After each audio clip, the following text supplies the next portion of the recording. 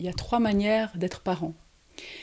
On ne s'en rend pas compte d'habitude parce qu'elles sont jointes dans la même personne. Mais c'est vraiment 3 manières différentes. On peut être le parent génétique de quelqu'un, lui transmettre notre patrimoine génétique à travers les ovocytes ou les spermatozoïdes.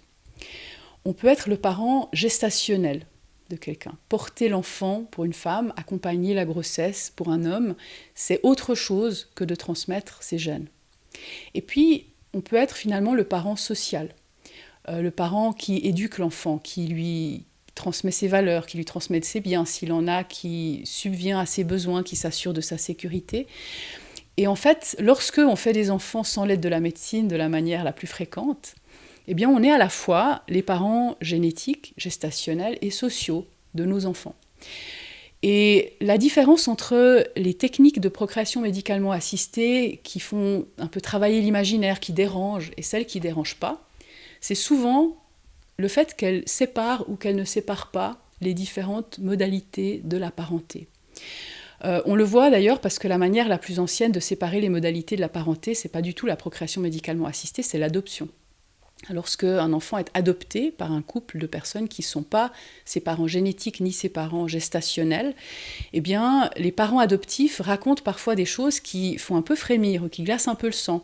Il y a quelques années une maman qui avait mis sur Internet des citations de ce qu'elle avait entendu en présence de ses filles et que ses filles se rappelaient d'avoir entendu.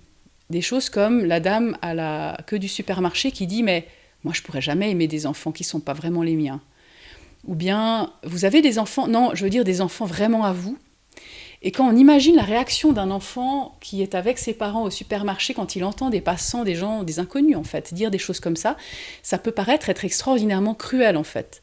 Mais même si cette maman avait mis ces choses en ligne pour protester, pour signaler, mais attendez, là, vous vous rendez compte un peu de ce que ça veut dire et de comment mes enfants peuvent réagir, ça signale, c'est un symptôme, si on veut, de cette gêne qui est introduite dès qu'on sépare les modalités de la parenté. Alors évidemment, dans la procréation médicalement assistée, les techniques qui ne séparent pas les modalités, on n'en parle même pas, elles ne font pas débat. Si j'ai besoin d'avoir des injections hormonales pour stimuler mon ovulation et puis ensuite j'arriverai mieux à concevoir avec l'homme avec qui je suis mariée, personne ne va même vraiment appeler ça de la procréation médicalement assistée, alors qu'en fait, c'en est. Je suis en train de me faire aider par la médecine pour procréer. C'est ça, la procréation médicalement assistée.